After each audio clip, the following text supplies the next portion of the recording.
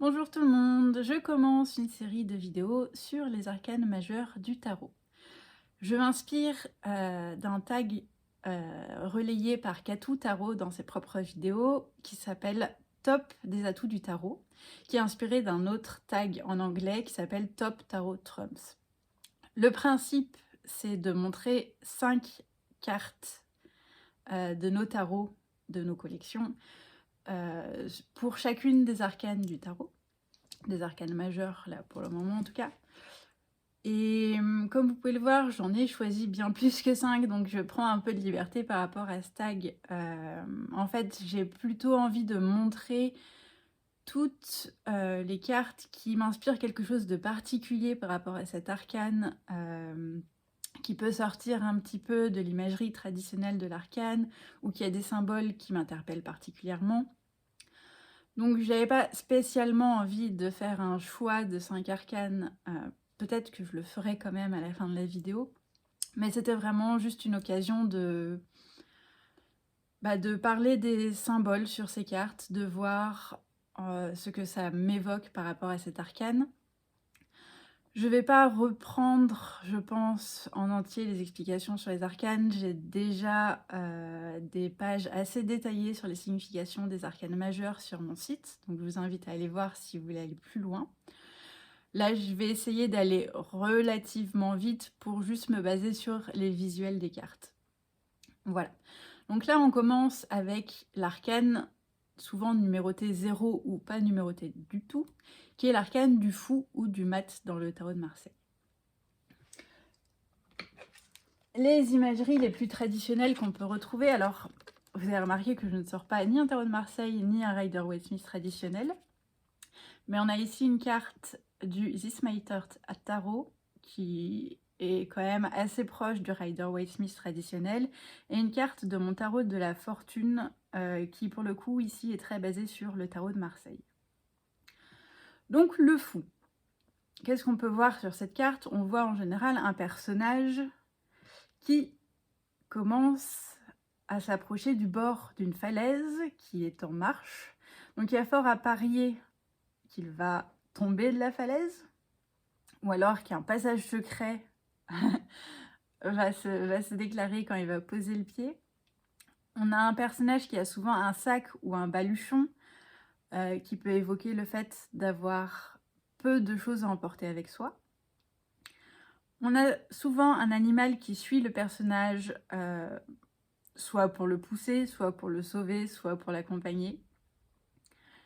Et voilà pour les éléments les plus importants ou les plus récurrents. Je vais commencer à parler de ma carte du tarot de la fortune. Là, on peut voir par exemple que j'ai mis un arc-en-ciel. On peut supposer que le personnage va marcher sur l'arc-en-ciel. C'est quelque chose qu'on va retrouver dans plusieurs des cartes dont je vais parler ensuite. Il y a aussi un grand soleil derrière lui. Il y a quelque chose qui peut paraître assez fantastique, qui donne assez envie. Un paysage avec un soleil et un arc-en-ciel, c'est plutôt chouette de mon point de vue. On a quand même la notion de danger avec ce bord de falaise et l'inconnu qui vient ensuite. Mais il pourrait très bien y avoir un deuxième palier juste très proche. Et peut-être que le personnage ne veut pas tomber de très haut. Mais ça, on ne le sait pas. Il y a aussi ici dans cette carte l'accoutrement de bouffon qui pour moi est assez important et qui peut montrer qu'il y a quelque chose dans cette carte qui ne se prend pas au sérieux ou qui manque de sérieux. Donc il y a beaucoup d'interprétations possibles à partir de là. Une autre chose qu'on remarque ici, c'est l'association à la planète Uranus. Uranus, c'est une planète qui est souvent associée à l'innovation, à l'excentricité, au génie, au bouleversement des structures, aux révoltes. Et ce sont toutes des choses que je trouve assez bien pour parler du fou. Voilà. Donc, visuellement, je m'arrête là pour cette carte. Et je vais commencer à vous parler des autres cartes que j'ai choisies. La première carte ici, c'est le Tarot of the Holy Spectrum. On voit donc relativement la même image, sauf que là, on a une personne qui est directement dans l'espace. Ce que ça m'évoque ici, c'est que du coup, on est complètement hors du domaine matériel tel qu'on le connaît. On est hors de la planète. On est dans un paysage où normalement, on ne peut pas être, à moins d'être astronaute. Donc, il y a une idée d'immensité déjà, de quelque chose qui est très vaste et qui est très difficile à imaginer, dans le sens où on est rarement confronté à quelque chose d'aussi grand, d'aussi vaste, de presque infini. Donc il y a quelque chose qui peut à la fois fasciner mais faire aussi peur. Il y a quelque chose dans ce décor qui peut paraître presque pas stérile mais vide. On a juste une bande ici avec toujours cette falaise, mais les étoiles sont très loin. Il n'y a pas grand-chose qui entoure le personnage. Donc, moi, ça me renvoie presque au côté page blanche, au côté infini des possibilités, mais avec très peu d'outils à disposition pour commencer à créer quelque chose. On a aussi ici le symbole de l'infini, donc de nouveau, c'est entre l'espace et le symbole de l'infini, il y a quelque chose qui fait référence à l'infiniment grand. On peut avoir donc beaucoup de potentiel, beaucoup de possibilités, beaucoup d'envie, et aussi peut-être quelque chose qui manque d'ancrage. On peut avoir beaucoup d'idéaux qui sont très théoriques, mais qui sont difficiles à mettre en place. C'est à peu près tout ce que j'ai à dire sur cette carte, et je pense qu'elle fait quand même partie de mes préférés visuellement en tout cas. J'aime vraiment beaucoup l'espace pour le fou, j'aime vraiment beaucoup. Ensuite, j'ai cette carte qui vient du Rain Shadow Tarot. On a encore une fois une image qui rappelle plutôt bien les images traditionnelles. Ce qui me marque le plus dans cette carte, c'est qu'on a le personnage qui a déjà sauté. Et en fait, on peut voir déjà que du coup, c'est bien une falaise et qu'il y a bien un vide en dessous. Le chien est resté, lui, sur la falaise, donc ça peut évoquer les choses qu'on laisse derrière soi pour trouver plus de liberté, pour se lancer dans quelque chose de nouveau, pour se libérer de certaines attaches, par exemple, qui retiennent en arrière. Il y a aussi ce personnage qui est tout blanc, qui me rappelle le fait de commencer par une page blanche, de faire table rase de quelque chose, de se dépouiller de certains attachements, d'une forme d'identité, de quelque chose, pour renaître à nouveau quelque part. C'est assez intéressant parce qu'on a ce personnage blanc qui peut aussi être très fantomatique, presque inexistant, et peut-être qu'il n'y a que le chien qui voit ce personnage. Il a une plume dans la main qui évoque la légèreté, quelque chose de très subtil. Donc moi, c'est une carte qui m'évoque aussi pas mal la liminalité, les choses qui sont intangibles, les choses...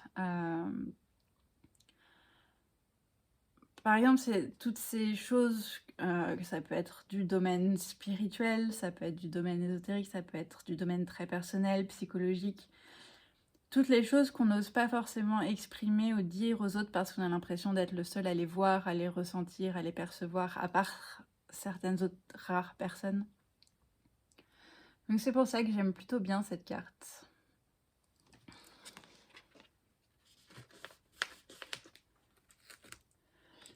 De nouveau, on a une carte qui reprend une imagerie plutôt traditionnelle. Ce que j'aime bien ici, donc de nouveau, on retrouve ce grand soleil et cet arc-en-ciel que j'aimais bien, que j'ai mis dans ma propre carte.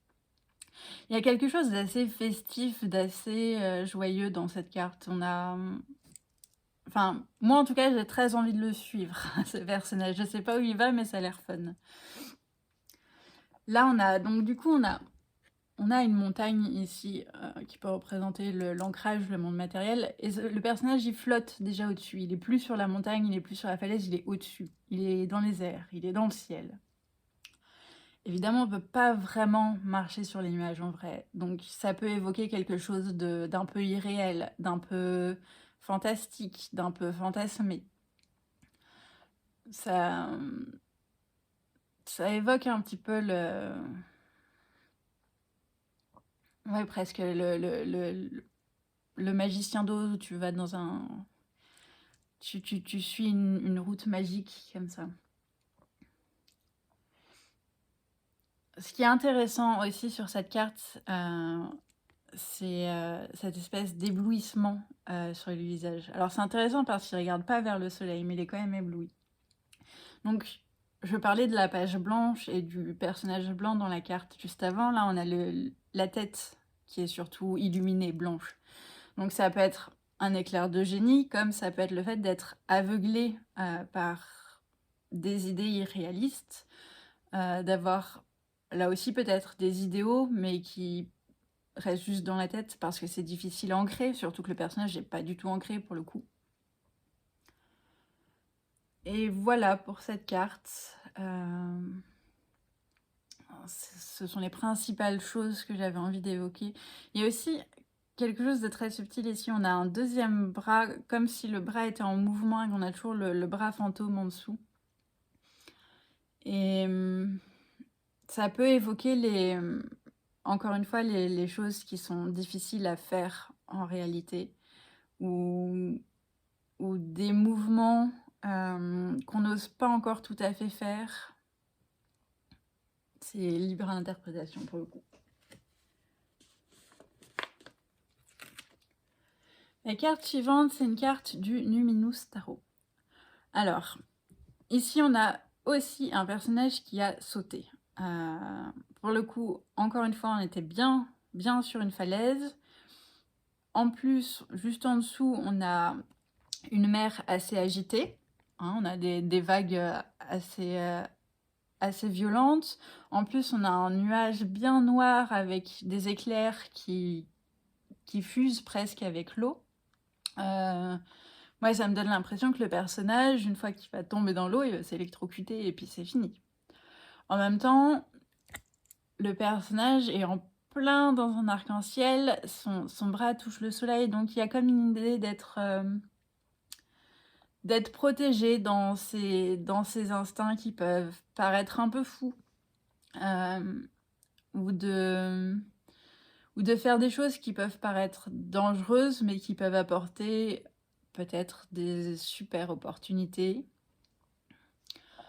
Le personnage est nu, donc là, il y a encore plus cette idée de dépouillement, de ne rien emmener avec soi, de partir sur quelque chose de complètement nouveau. J'aime assez bien cette carte parce qu'il y a vraiment une bonne dualité entre le côté dangereux, qui peut faire peur, qui peut être terrifiant, et le côté plutôt serein, plutôt coloré, plutôt... Ouais, ça donne aussi envie de sauter dans les arcs-en-ciel comme ça. Voilà pour ce que j'avais à dire sur cette carte.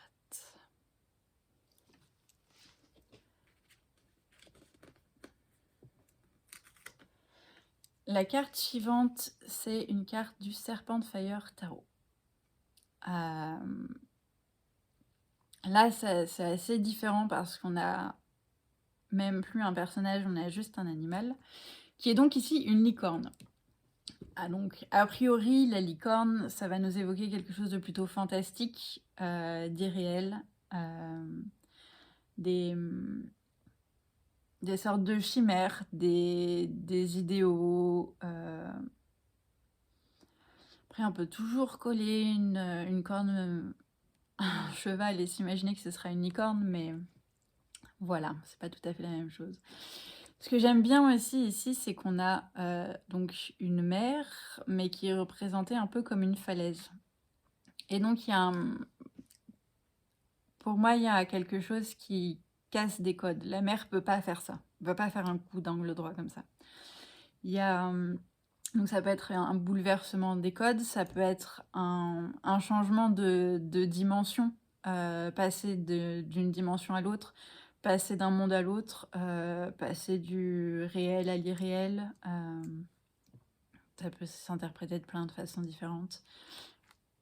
Mais même les nuages, on voit que ça suit complètement, donc on s'imagine qu'il y a une sorte de portail vers autre chose.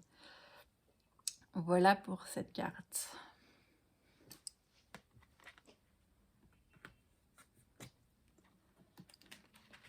Ensuite, on a une carte du She-Wolf Tarot.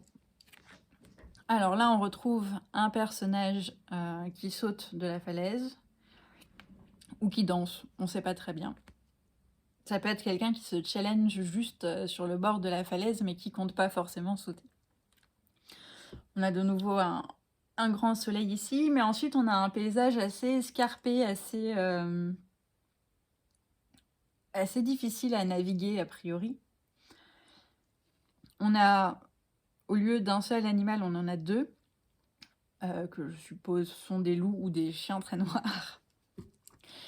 Et en fait, pour moi, il y a une notion de gardien, d'instinct, de protection, mais aussi de quelque chose de plus sauvage et instinctif. On a un qui semble garder et un qui semble aller vers le danger. Parce que là, on a donc une sorte de trou noir qui... On voit un peu des étoiles et de l'espace en fait à l'intérieur. Donc ça évoque là aussi un changement de dimension, de sauter dans quelque chose de complètement nouveau, de passer du monde matériel au monde spirituel. Il y a quelque chose qui me fait vraiment penser à une initiation ici, encore plus que dans les autres. Mais le trou noir, ça évoque aussi le fait de se faire aspirer par des choses qui peuvent nous détruire aussi. Donc voilà. Mais globalement, on a quelque chose d'assez désertique. On ne sait pas trop quelles sont les possibilités ici. Par infini. La carte suivante, c'est une carte du Blood Moon Tarot. Je vais essayer de montrer un peu les détails parce qu'elle est assez sombre. Donc on a ici un tout petit personnage et un très grand décor. Donc on suppose qu'on est cette fois-ci à l'intérieur et qu'on se prépare à aller vers l'extérieur. L'intérieur est très sculpté. On ne sait d'ailleurs même pas à quel point ça se fond dans quelque chose d'immatériel parce que tout en haut, ça donne presque l'impression d'être du ciel étoilé avec une très grande entité. Donc là, on a sa tête et il y a plusieurs paires de mains sur les côtés. Ça fait penser à une entité qui garde, qui protège en fait, comme par exemple un parent qui protège son enfant du monde extérieur. Ça me fait pas mal penser à Déméter et Perséphone pour le coup. Et en même temps, ça pourrait être quelqu'un qui fuit une présence trop pressante, trop... comment dire ça, qui empêche de faire des choses, de se construire, de connaître d'autres choses. On ne sait pas trop. Et à l'extérieur, on ne voit pas vraiment trop, mais on voit quand même des collines assez vertes, ce qui ressemble à des montagnes. On peut voir de la fumée qui pourrait être de la fumée d'une cheminée et on a un soleil sur un ciel bleu. Donc voilà pour cette carte. Là aussi, là il y a un côté aussi très initiatique. Il y a des ordres de grandeur qui sont assez hallucinants aussi. Mais j'aime assez bien, ça fait vraiment le début de la quête du héros en fait cette carte. Voilà.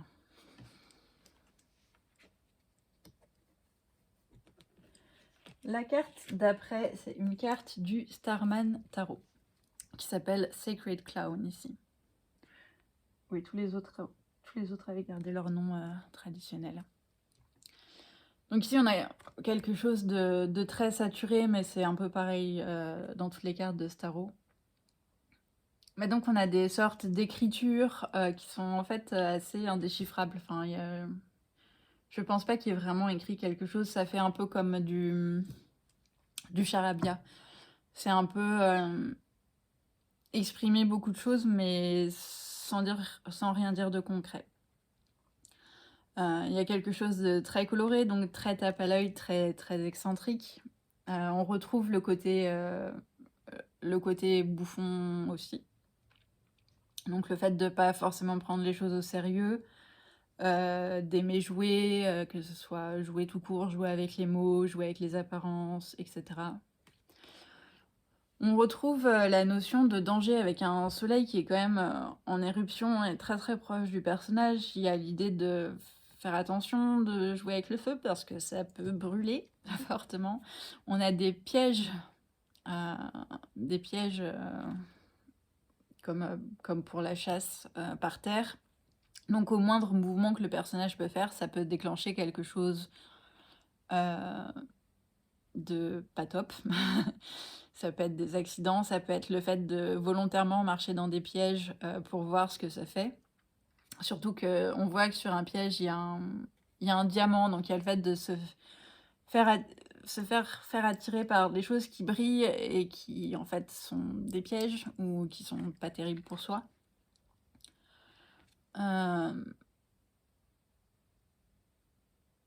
Le personnage a l'air de quand même maîtriser l'énergie du soleil derrière. Il y a quand même l'idée d'avoir un certain pouvoir malgré tout. Mais ici, ce que je trouve intéressant, c'est qu'il est quand même assez étriqué en fait. Il est entre deux murs.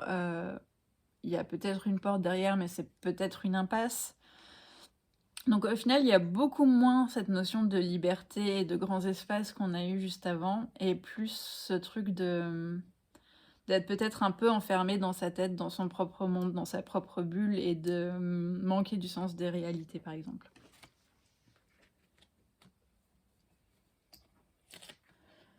La carte suivante, c'est une carte du Tarot of the Divine. J'ai hésité à la prendre, celle-là, parce que honnêtement, ça n'a pas toujours été une carte qui m'a beaucoup inspirée.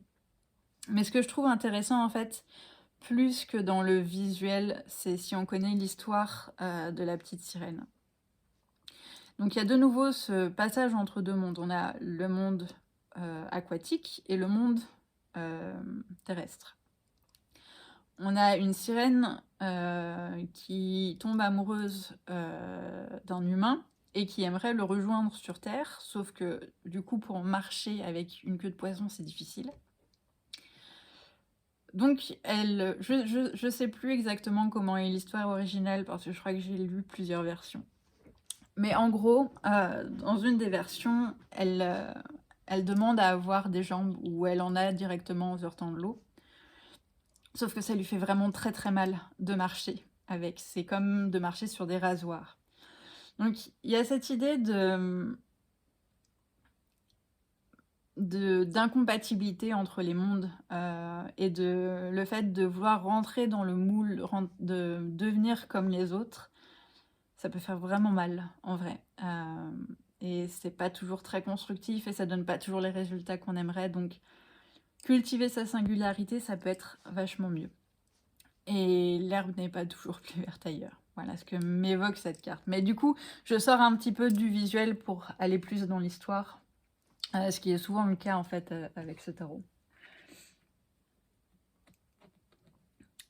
Voilà. Je vais montrer cette carte après. Hop. Là, on a une carte du Next World Tarot. Qui, pour le coup, est reliée à Saturne et au Verseau. C'est intéressant parce que en astrologie moderne, Uranus est associé au Verseau et en astrologie traditionnelle, c'est effectivement Saturne.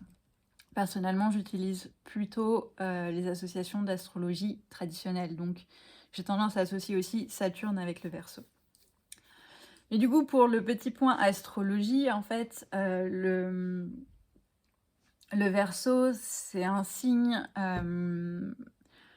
plutôt anthropologique qui regarde les structures Saturne de l'extérieur, qui peut avoir un côté un peu alien, un peu hors des structures, hors de la société, qui se sent différent des autres, que ce soit juste dans le sens d'être tellement dans un point de vue objectif qu'on oublie de s'inclure dedans, ou que ce soit parce qu'il y a vraiment des particularités qui isolent des autres. Voilà, en gros. Et là, on a un personnage qui n'est pas en mouvement, qui est assis. On pourrait penser que c'est une gare, une station de métro. On a un nom sur un panneau qui a été barré entre guillemets. En fait, par-dessus, il y a écrit nowhere, nulle part. Donc on a un personnage qui est nulle part, ou qui ne sait pas où il va, ou qui peut être dans la confusion de ce que dit le panneau. Est-ce qu'on est nulle part ou est-ce qu'on est à la destination précédente? On ne voit pas d'ailleurs de transport, on imagine qu'il est quelque part entre deux en fait. Il y a beaucoup de joyeux bordel à côté, donc ça évoque quelque chose qui est pas très structuré, qui peut être très sauvage, très aléatoire. On retrouve son petit chien d'ailleurs, il est très mignon. Mais du coup là il se passe pas grand chose pour le personnage dans cette carte. On a un entre-deux, encore une fois quelque chose d'assez liminal. Et là où les autres personnages y allaient même sans savoir, ici il y a peut-être un temps de réflexion, d'observation avant de se lancer.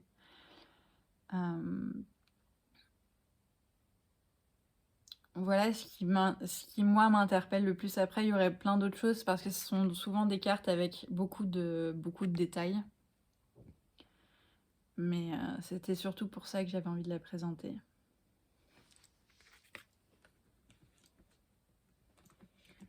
Et enfin la dernière carte qui sort tout à fait de ce qu'on a vu précédemment, c'est une carte du Botanica Tarot. Donc là pour le coup c'est un tarot où il n'y a que des dessins de plantes. Il n'y a pas du tout de personnages.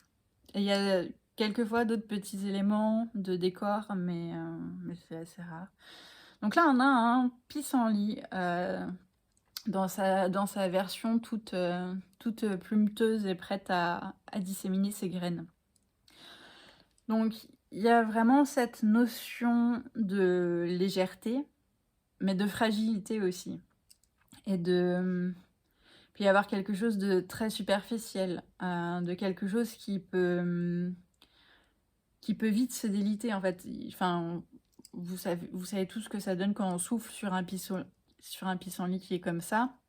Les graines s'envolent tout de suite et reste plus grand chose à part la tige et les feuilles. Donc ça amène aussi une notion de grande liberté, d'envol, de renouveau, parce que ce sont des graines qui sont prêtes à être replantées par la suite. C'est une idée qui peut en inspirer énormément d'autres, par exemple. Voilà, donc j'aime assez bien ce pissenlit aussi. En plus, c'est une fleur qu'on voit à partir du début du printemps, donc il y a vraiment cette idée de renouveau. Les choses recommencent à fleurir, à germer. On repart pour autre chose. Voilà. J'espère que ce format vous a plu. J'ai réussi à rester assez synthétique pour que ça dure pas trop longtemps. Encore une fois, si vous voulez en savoir plus sur cette carte, n'hésitez pas à aller sur mon site pour voir la page dédiée. Je vous mettrai les liens en bas. Je rappellerai aussi les noms de tous les tarots, etc. Et donc, on se retrouve la prochaine fois pour la carte du Battler. À bientôt!